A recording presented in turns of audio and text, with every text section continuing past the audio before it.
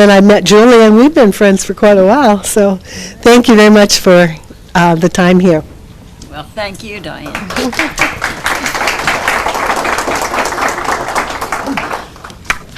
This building had to be built, so I think Tom Hart had a lot to do with that. And I wanted to ask him to come. He might not talk about the building of the library. I don't know what he's going to say, but I would like him to be next. So, Tom, would you? I know you had, I'm right in that you did have a lot to do. Okay.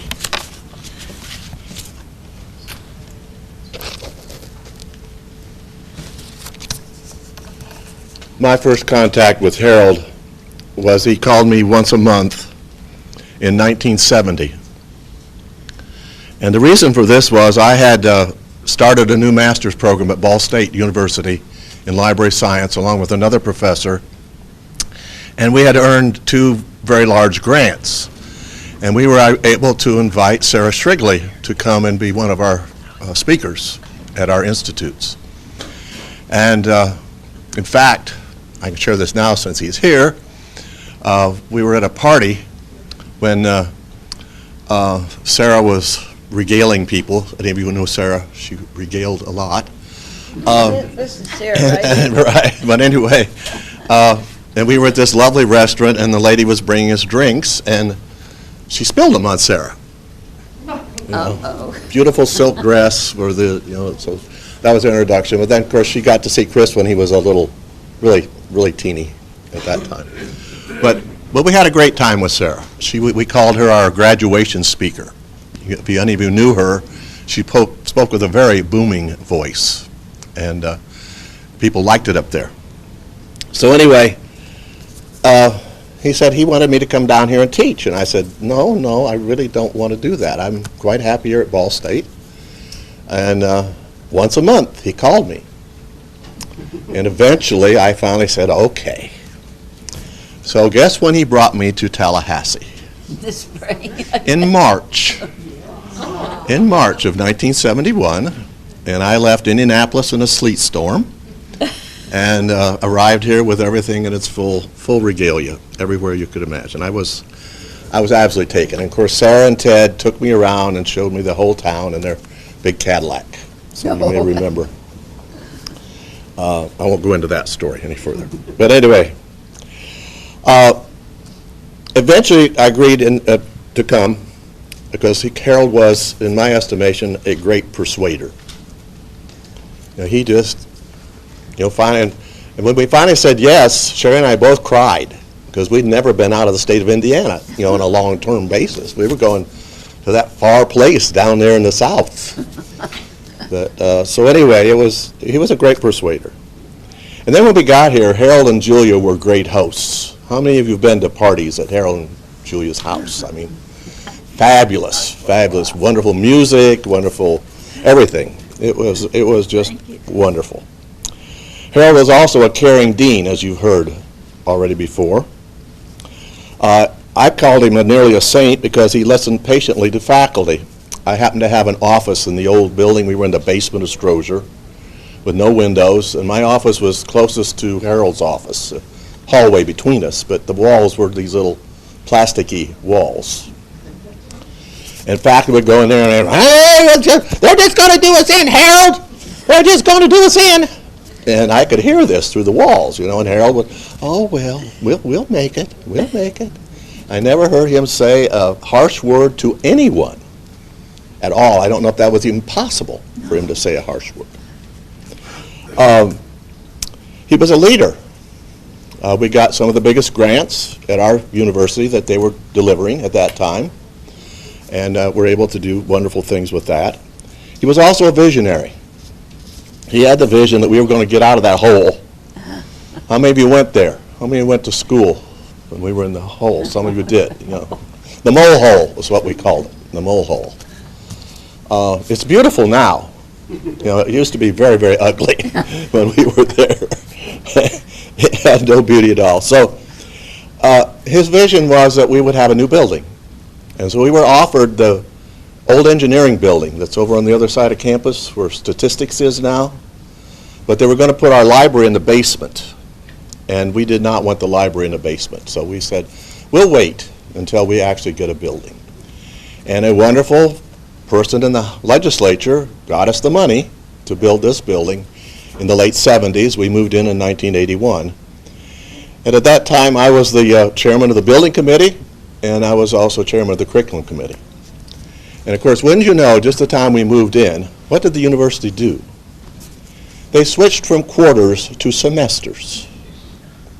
So we had this all organized, this whole curriculum organized on quarters, and within a few months, we had to switch it to semesters, which didn't work out very well. Some of you remember, Ron and, I guess Ron was the only one here. You weren't here yet, were you?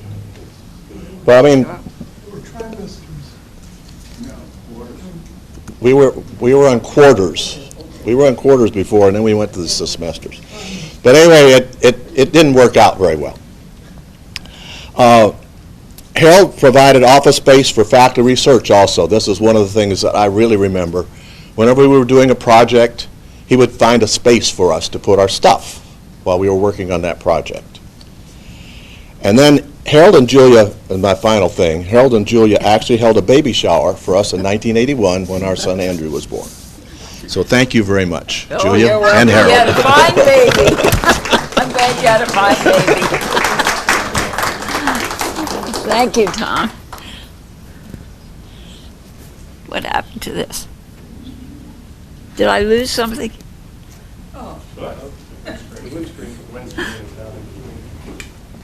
It's been, I got it. oh, it fell? Oh, sorry. Thank goodness I have that new good knee. The new one. New good knee. I still have the old bad knee, but I have a good knee. Oh, you have a good knee. Well, let's see. I think Mildred Treza is next on my list. Mildred is going to tell you about Al's persistence in having this library named for Harold Goldstein. Thank you, Julia. I want to thank everyone, especially Julia, for inviting me here. Harold, of course, as you've heard, was a wonderful, wonderful person.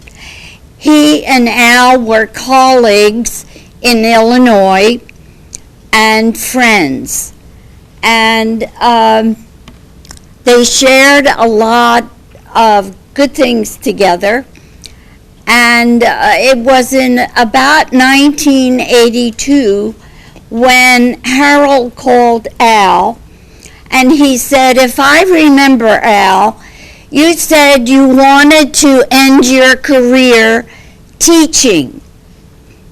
I would like you to come to Florida State and visit and see if you would like to teach in our library school. And at the time we were living in Falls Church, Virginia. Al was doing a project for the Library of Congress, and he said, you know, sounds like a good idea. So he came and visited and was taken by Harold's hospitality. Of course, we knew Julia also. And the thing which actually caused us to say yes was when we had the 24 inches of snow in Falls Church, Virginia. Of course, Al had already said yes, but we knew this was the time. Al came, and of course I did, and just loved it. And Julia and Harold were delightful friends, introduced us to so many lovely, lovely people. And then then the building was built and the library. And Al said, the library must be named for Harold. And everyone said, oh, of course. So the day of dedication, I believe it was dedication, and we walked outside, came up to the building, and Al expected Harold's name to be on the building. There was none. I don't know if you remember Al. Yes. He looked, and he was just mildly upset, and had someone print the name and put it up on the building so that everyone knew it was going to be the Harold Goldstein Library. What can I say after that? It was just wonderful, and this is a beautiful place, and thank you, Julia, for remembering me, and thank you. Thank you, Mildred. Thanks. We all know when Al wanted something done, he got it done. I'm going to ask Ed Schroeder to say a few words. Ed was a law librarian, and I think he knew Harold, a little bit about Harold. Yes. Yeah. But I'll let him tell you.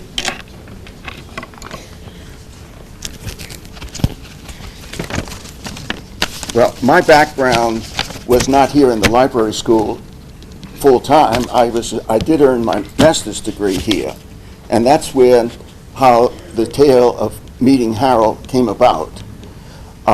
In February 1969, I came to Florida State to interview for the position of director of the law library, which was buried in the basement of Longmire Building in those days. John Champion was president of FSU. Harold was dean of the library school, which was in the mole hole under Strozier. Between February and June 1, when I went on the payroll, Westcott had suffered a massive fire that caused all of the administration to move out of Westcott into a building that I think was originally planned to be for the School of Engineering Science, which is now, I think, the nursing school. I'm not sure what it is now. I'm retired 12 years. But following the fire, which some people thought had been started because of this were the days of Cambodia, Vietnam, and the like, and demonstrations on campus, John Champion had resigned, and Stan Marshall was the interim president of the university. I came on the payroll on June 1, but as part of the hiring process, I had the privilege of first meeting Harold, perhaps before anyone other than Julia or Mildred, or perhaps Ron and those with an Illinois background had met Harold. No one here, not even Tom Hart, had met Harold, I think, by then. But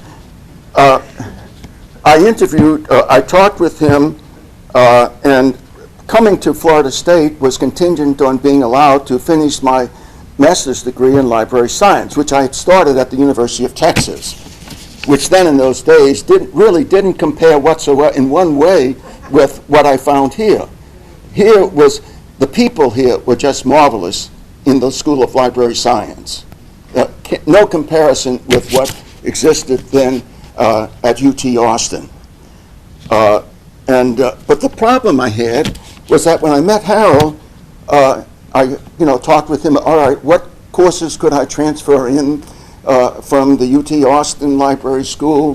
What courses might I transfer in from the Tulane School of Law? What courses might I transfer in from the Tulane Graduate School, where I had taken about 6 hours of coursework in political science?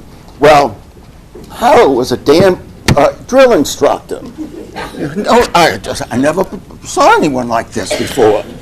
He said, can't transfer any of the law school credit. You've earned a degree from that. Well, I said, but Dean, I have 6 hours more than what was required for graduation. He said, nope, can't do it. So I said, well, what about the coursework I took at UT Austin? I said, no, that was just an introductory course, can't do it. And then I said, well, Dean, how about my 6 hours of political science course? And he said, oh, well, sure, you can do that, but none of this other stuff. Well, I left there thinking that this fellow was a Marine Corps drill instructor. You know, how surprising I was when I got to really know Harold. I took courses in the library school beginning that summer, and the following August I finished my degree work and got the MS. During that time, I thought I was going to be an assistant professor when I came here, but when I arrived, the dean of the law school said, nope, can't do it. You've got to be an instructor. The university won't allow anyone with a professorial title to be working on a degree at Florida State.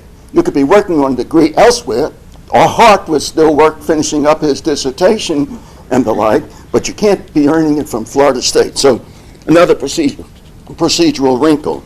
In any event, the library school was housed in the basement of Strozier, the mole hole. It was like walking down the corridor, the narrow corridor of a destroyer. Gray walls every place, thin gray walls between the offices, matchbook-sized offices. It was, I shouldn't say hell on wheels, but maybe it was. In any event, Harold had an office in the corner, and that's where I think it was a corner office, but I don't remember if it even had windows. If it had windows, it was up here, you know, so you could, I might be able to see out of it, but the rest of you couldn't, so kind of crazy. And the faculty offices were even smaller, very tight, very little air. And so then over the years, while in library school, the library school faculty then were people like Jehoda, Zackert, Eloise Harbison, who left here and became the director of the TCC library many years ago, Mary Alice Hunt, Ruth Rockwood, and Sheriff Wrigley, whom I never had in class. My courses were all in the special library area, so I really was mentored by Martha Jane, just to the nth degree, and that was a marvelous experience. But there was no one here then by the name of Blasek, or Hart, or Depew, or Conaway, or even Bill Summers, not here at the library school. So what happened? Well, in the social setting of the university structure, I met people from the library school, all of whom had been courted by Harold to come here. And somehow or another, these people all played a masterful role in the academic structure and the social structure of the university, with the University Women's Club, with other functions like that. And the one thing that I saw in that was that there was a very significant participation by the library school faculty that was far and away above and beyond the participation by other parts of the university. Somehow or another, this dean had brought together a group of faculty of very diverse backgrounds. Trezor and Shrigley, Hart and Rockwell, all of these very different people, but they seemed to speak, at least for someone who was outside of this academic community in this school, they were all working together as one. And so I think what Harold was able to accomplish as dean with the faculty here was to bring about a unity of purpose, a dedication to the academic enterprise of the School of Library Science. And so I think Harold was really a man for all seasons and was a wonderful person to know and to work with or to play cards with or whatever. So thank you. Well, thank you, Ed. That was wonderful.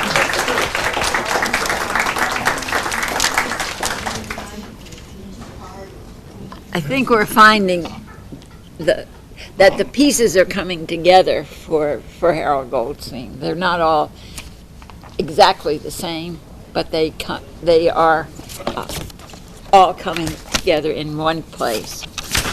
The next person on my list is Christy Coons. All right, I'm going to break things up a little bit here. You want to break things up? I'm going to break things up. I want to do this is Harold Goldstein. You all are me. Christy, excuse me. You can leave this. Okay, Thank Chauncey, this is all I'm going to say. This is Harold Goldstein. I'm sitting at his desk, and you all are coming into his office. But you have to You have to wait, yeah. Oh, It's okay. not going to take me very long. Okay.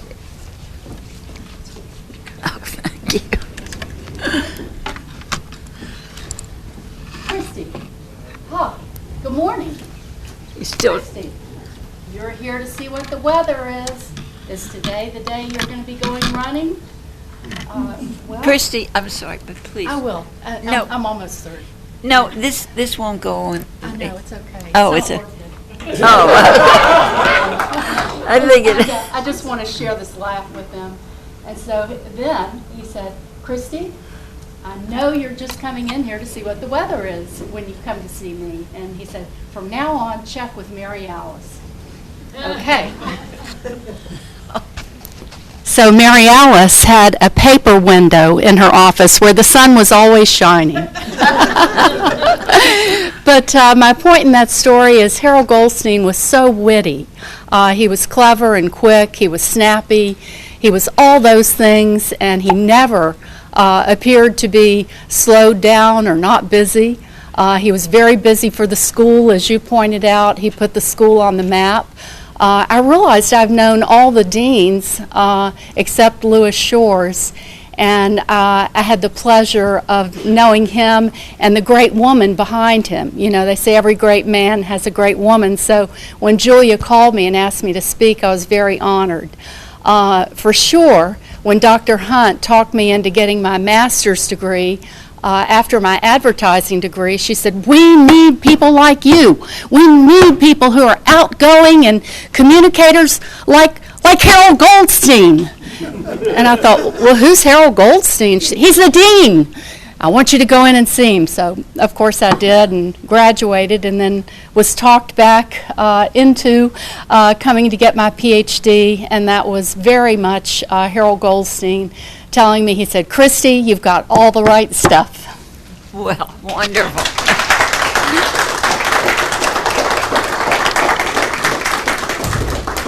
And Christy's had all the right stuff for a long, long time.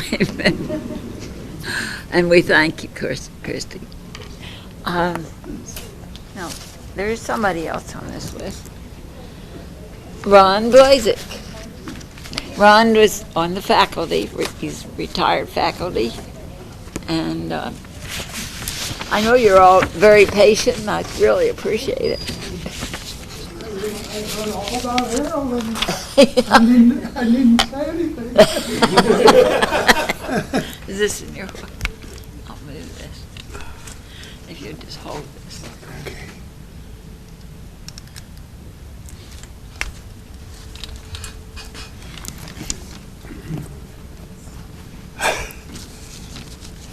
This has been very enjoyable for me. The first class I had with Dr. Goldstein. You have to speak up, because that doesn't amplify. It goes on. Okay. The first class I had with Dr. Goldstein set my mind at ease, and that professional librarians were both human and very, very conscientious. I had experience with the master's program at the Chicago Teachers College, and we all prepared to be teacher librarians, and it was unaccredited as a library school, but this was a big thing that I got to do.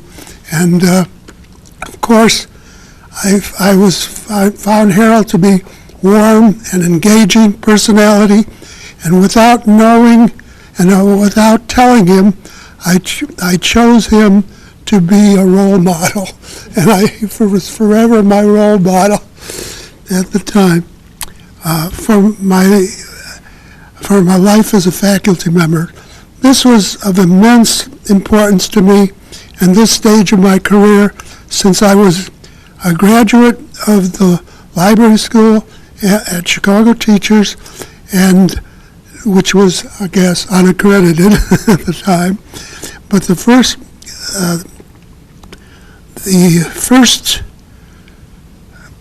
part of being the student prepared for library school for the middle and upper grades in Chicago. This was intermediate upper grades sessions, and that's what you were, when you graduated Chicago Teachers College, you, as a library science, you went up to one of those great schools in Chicago. And thus the acquisition of a accredited master's degree was my first priority, and entry to the doctoral program was second. Harold affected me, effect on me was immediate, since he had spoken earlier. We had spoken earlier, and Dr. Goldhar, the library science chairperson, had gotten a request from Harold to get me to come right away. This was usually a one-year waiting period after you got your master's, and he said, "No, you didn't have that because you have been teaching all along," and that's what I did. I went right into the library school, and of course I was dividing my time between the Chicago public school system and the library school. What happened was the best of all worlds, and I really regaled in what befell me. And Harold was a major factor in my life, and as I said, I based my teaching principles on him, and I tried to emulate him as in his association with students, and for that I'm very thankful. Thank you, Ryan.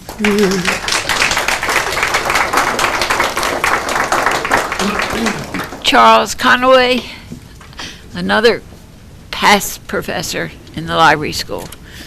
When I say past, I meant retired. Sorry, Charles, I didn't mean retired. Thank you. I hope my classroom voice is still good enough.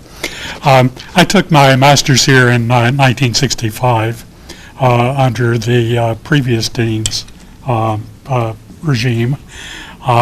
Harold came in 1967. When during the time I was away, Jerry Jehoda was the person who taught the information science course, though we had hardly invented the name at the time. He used unit record equipment, big boxes of punched cards that we took over physically to the computing center. We wrote little programs that almost could control simple circulation systems in libraries, and COBOL and Fortran. I went to South Florida to work for a couple of years to pay off my college debts. Went back to school at Rutgers, took my doctorate in information science, and then went to Buffalo. Harold came in 1967. By 1977, he called me and asked if I would come for an interview. I said yes. It was an interesting set of interviews. The school was nominally run by the dean, but there was a cabal of old-timers, one of whose names you've heard mentioned previously, that were resistant to anything much different than what they saw or created on their own. I was offered the job and considered it. The blizzard of 1977 in Buffalo convinced my wife I should find a job in a place where she never got snowed on. And I took the job. just happened. 1977 was an interesting time. I was able to develop the first course in what was called online searching of remote databases. We had a smart terminal, which was actually a teletype machine attached to the university computer here, big mainframe. Harold said, yes, I will let you buy a microcomputer. They're very expensive in 1977, but you can buy it, and hopefully you can train it to do something useful for library management and for bibliographic manipulation. And I said, you're darn right I can. I bought one for use myself at home. So we had a brand new child. I let my wife raise that child while I went into the garage and learned to work my TRS-80 microcomputer and brought things here to teach my students. It was an interesting time, and as things developed, I was able to do the first web searching that was available in the old days, to teach people to build their own websites, to encourage thoughts about how can we make our systems usable for our library users. So I continued to do work in usability studies. It was a nice time.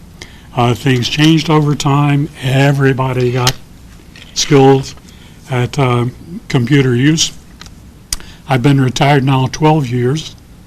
It's beautiful on this side for those of you who are nearing that wonderful time.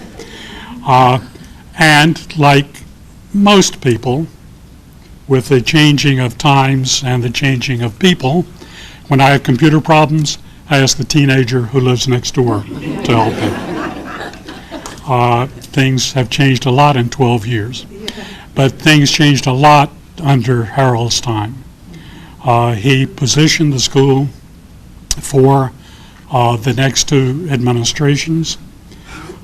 He was appreciated on campus and appreciated within our building. He was a good man for the school, and we should remember his name when we come through the exit control counter device. Thank you. Thank you. That was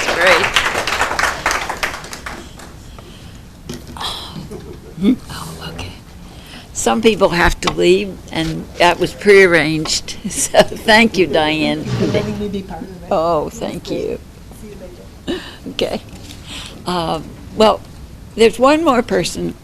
My neighbor, my friend of Harold's, and a great person on campus. Her name is Fancy Funk, or Fanchon Funk, which, huh?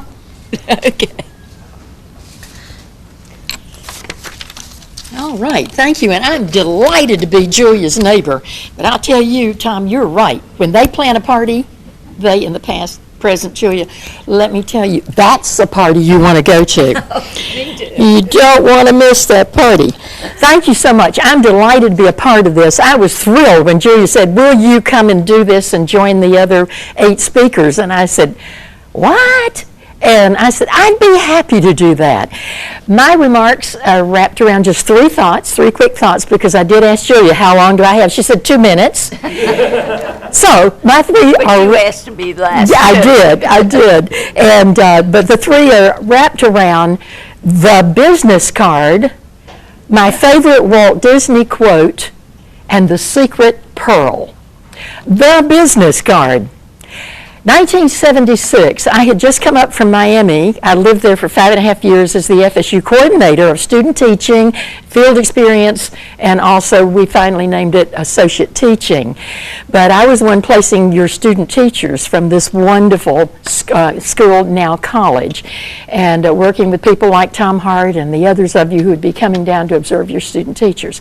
And I just come up. It was April. And I don't know about you, but if you've ever received a phone call from a dean that they would like to come over and talk with you, and I was very green behind the ears, I can tell you that. And I said, well, sure, I knew who Dean Goldstein was, but I never had a one-on-one with him. So he came over, he set the appointment and came over. And let me tell you, the words that in these 3 points that I want to make, you've heard over and over again this afternoon, because they are Harold Goldstein, Dean, the man. And Harold came, he didn't want to talk to me on the telephone. He didn't want to say, I'm Dean Goldstein, and I want to thank you for what you're doing with student teachers, and da-da-da-da-da. And he wanted to come over and sit down and talk. And we did. I'll never forget it. And the caring and how much the things that he covered and his expectations, I thought were just phenomenal. And that very day, he left me with the business card. April 1976 is the date. I didn't put the actual day, and I'm ashamed of myself for not having done that. And Julia, though it's a little yellowed before I got smart enough to laminate it, I'd like to give you this to put in Harold's keepsake. I've had it. It's moved around with me all over the state of Florida. It's precious and it's memorable. The book. And the second is my favorite quote as relates to Harold Goldstein. And that is Walt Disney. You can dream, create, design, and build the most wonderful place in the world, but it takes people to make those dreams become a reality. Let me paraphrase that if I may. You can dream, create, design and build the most wonderful Shores building, within it the wonderful Goldstein Library. It took the visionary and the caring person that Harold Goldstein was to make this dream become a reality. And the last is the secret pearl. And I'd like to share this with you. Each word or thought of yours can be like a pearl that you drop into the secret place of another heart, and in some hour of need, the recipient finds the treasure and realizes for the first time its value. Thank you, Harold Goldstein, for dropping those pearls in our hearts. Thank you very much. That's for you. That's for you. Well, it's gone again. Oh, I'll get it. I'm sorry. Sure. Okay. Go ahead, I'll find But I will, you find it? Keep talking. Well, I want to thank everybody for coming today, and I hope you learned a little bit more. I know I did. I learned a great deal, and it was a great pleasure for me to see everyone here. And I want to turn this over to Pam. And I feel honored that Julia could come this afternoon. I've been here 12 years. This is the first birthday party that we've had for the library. It's not that I wasn't planning it, but I want to say I knew a little bit, just a little bit, about Harold Goldstein, the man, from Mary Alice Hunt's book. I've known Julia socially for about 5 or 6 years. I was fortunate to be able to recoup the professional books from Mildred when Al Trezza died. And I've always believed that the library was the hub of its community, and that one should make a joyful noise unto the library, and it should be a party place. Little did I know I've really been channeling Harold all these years. And I think it's best exemplified in a story. A couple of years ago, a student was in, and I overheard him talking to another student. And the second student said, well, why should I come to the Goldstein? You know, what's so special about that?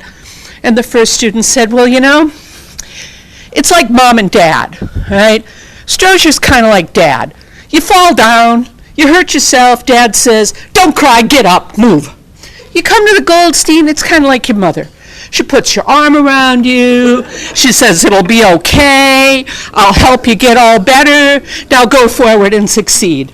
So I think I've been channeling Harold, and I'm glad. And we put his name right over the doors about 5 years ago because we wanted people to know this was the library on campus. So thank you all very much for attending, and those of you who can stay, we're having a little retirement reception for our friend Christy Kuntz at 3 o'clock. If not, carry on, and thank you very much.